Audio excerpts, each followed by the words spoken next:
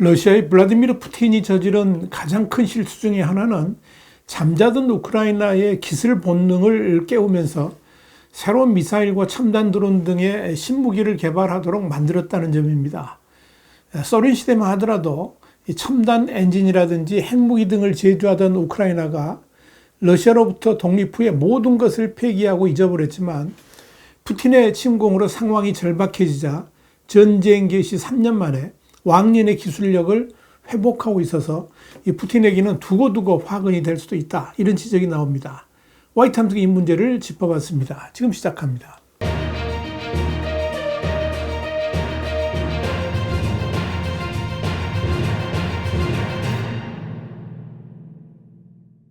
영국의 이코노미스트는 24일 우크라이나가 외국으로부터의 원조가 불확실해지고 있는 가운데 로켓 산업이 부활하고 있다면서 최근 우크라이나의 기술 엔지니어들에 의해서 폴스젯 엔진의 개발에 성공했는데 이는 1944년 독일이 만들었던 트램비타를 업그레이드한 것으로 이 엔진은 우크라이나 독자 모델 신형 미사일에 사용되게 될 것이다. 이렇게 보도했습니다. 이코노미스트는 이어서 보통 설계에서 개발까지 수년이 걸리는 이 엄청난 엔진을 개발하는데 우크라이나 기술진들은 불과 1년 반밖에 걸리지 않았다면서 우크라이나가 이렇게 빨리 엔진 개발에 성공할 수 있었던 것은 소련 시대만 해도 우크라이나가 우주 및 로켓 혁신 분야에서 세계적인 선두주자였기 때문에 가능했다. 이렇게 전했습니다. 이코노미스트는 드니프로에 있던 피덴메시 공장은 4세대 전략 미사일을 생산했었지만 1944년 부다페스트 각서가 발효되면서 모든 것을 중단하게 되었다 그랬습니다. 그러면서 소위 평화각서라는 이름으로 미국을 비롯한 영국, 중국, 프랑스, 러시아 등이 우크라이나의 핵무기 포기를 조건으로 영구한 평화를 약속했음에도 러시아의 푸틴이 침공을 해오면서 이 각서는 휴지 조각이 되어버렸지만 전쟁 3년 차를 맞게 되는 우크라이나는 살아남기 위해 과거의 숨은 기술력을 찾아내고 있다고 지적했습니다. 전쟁을 치르면서 우크라이나가 겪는 최대의 약점은 장거리 미사일이 없다는 점입니다. 그래서 미국과 영국 등이 지원을 요청했지만 확전을 우려한 이들 국가들은 우크라이나에 미사일을 지원해주지 않았었습니다. 그러는 사이에 러시아는 마음 놓고 우크라이나를 향해 중장거리 미사일은 물론이고 심지어 극초음속 미사일과 대륙간 탄도미사일까지 발사하면서 우크라이나 영토를 유린해 왔습니다. 또한 러시아는 단거리 미사일 사거리 밖인 우크라이나 국경으로부터 300km의 거리 밖으로 우크라이나 공격용 전진기지를 둠으로써 마음 놓고 우크라이나 전역을 폭격을 할 수가 있었습니다. 물론 장거리 미사일 대신에 장거리 자폭 드론을 이용한 공격도 우크라이나가 수행했지만 이들 드론들은 러시아의 방공망에 걸려서 10대 중 9대 가까이 격추되는 경우가 많았습니다. 이런 상황에서 서방으로부터 장거리 미사일 도입이 어려워지자 우크라이나가 독자적으로 개발에 착수하게 된 겁니다. 그러다가 지난 11월 말 우크라이나가 독자 개발한 미사일이 시험 발사에 성공을 했고 이에 젤렌스키 대통령은 2025년 그러니까 내년 말까지 3,000대를 생산할 것이라고 공언을 했습니다. 이 미사일의 개발만 제대로 이루어진다면 앞으로는 러시아의 화력에 결코 밀리지 않게 될 것이고 미사일 재고가 바닥나는 러시아에 비해서 오히려 유리한 고지를 장악할 수도 있을 것으로 보입니다. 현재 우크라이나가 개발 또는 생산에 들어간 미사일은 총 6종으로 지난 2022년 흑해함대의 기하 및 모스크바함을 폭침시킨 넵튠을 비롯해서 피덴메시 공장에서 개발 중인 전술 탄도 미사일인 흐림2 이걸 쌉사 미사일이라고도 합니다만은 이 흐림2가 있습니다. 우크라이나의 미하일로 페도로프 부총리는 2025년은 우크라이나의 순항 미사일의 해가 될 것이라고 말하면서 자신감을 표출했습니다.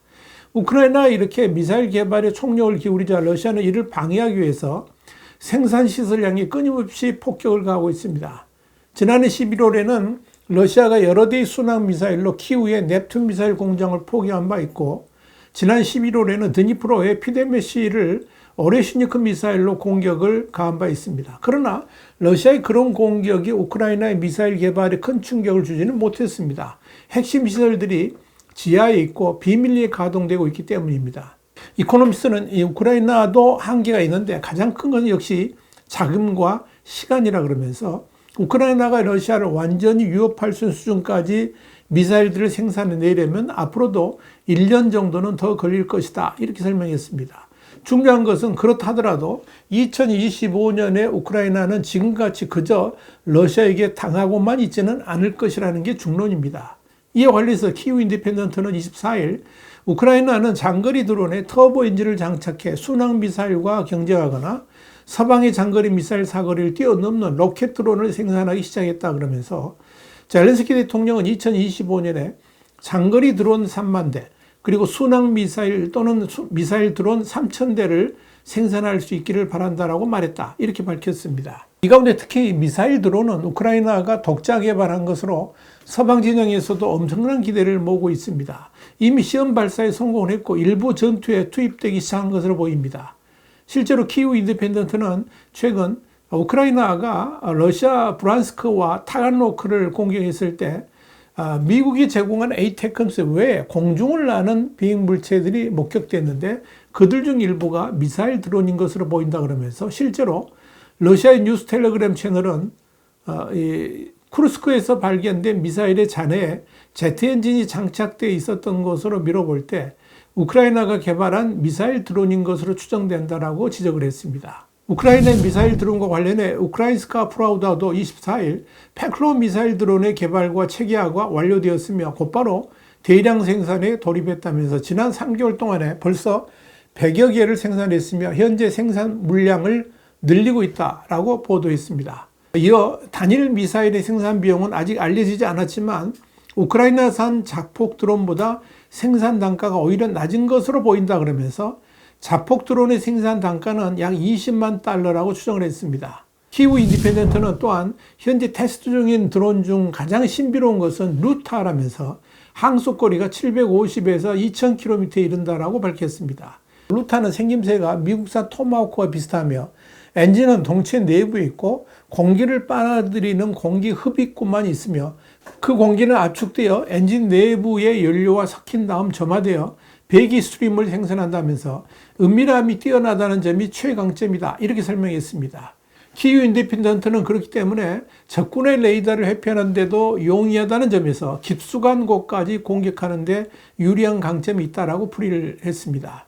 이런 가운데 우크라이나 군이 기관총과 자폭 드론을 장착한 원격 조종 차량, 곧 로봇 특공대를 선보여서 화제가 되고 있습니다. 텔레그래프는 24일 우크라이나가 러시아군과 대치하고 있는 지점에 소수의 병력만 투입해 로봇 특공대를 활용한 첫 공격을 감행했다면서 우크라이나군은 기관총을 장착한 수십 대의 원격 조종 차량과 무인 자폭, 그러니까 가미가제 드론을 사용해서 우크라이나가 점령한 리프치 마을 인근을 공습했다라고 보도했습니다. 텔레그래프는 이어서 이 공격에는 지원 역할로 공중 감시 및 지뢰 설치 드론도 사용되었다면서 이런 전투 방식은 병력이 러시아군에 비해 태부적인 우크라이나군으로서는 전장의 흐름을 바꾸는데 큰 역할을 할 수 있을 것이다. 이렇게 내다봤습니다. 현재 전장 상황은 러시아군 대 우크라이나의 비율이 3대1 수준인데 이번에 처음 투입한 로봇 특공대를 활용한다면 병력 부족을 상당 부분 만회할 수가 있고 사상자도 대폭 줄일 수 있다는 점에서 우크라이나군은 상당한 기대를 걸고 있는 것으로 보입니다. 텔레그래프는 이런 이유 때문에 우크라이나군은 전쟁에서 인간의 개입을 최소화하기 위해 로봇 기관총, 지뢰 매설 장치, 전자전 시스템을 갖춘 차량을 배치하고 있다면서 특히 이번에 제13 국민방위여단의 공격은 로봇만으로 구성된 합동군 작전의 첫 번째 사례라는 점에서 주목을 끌고 있다고 전했습니다.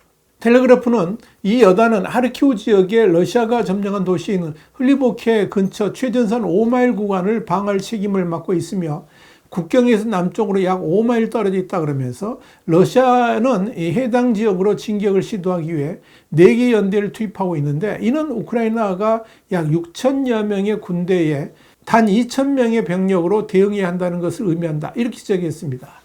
텔레그래프는 이렇게 우크라이나군의 병력이 부족한 상황에서 로봇 특공대 투입은 매우 적절하면서도 훌륭한 성과를 거둔 것이라면서 전장에서 멀리 떨어진 벙커 속의 주의센터는 로봇에 부착된 카메라를 통해 전장의 실시간 영상이 표시되었으며 실제 전투 현장을 볼 수 있었다고 전했습니다.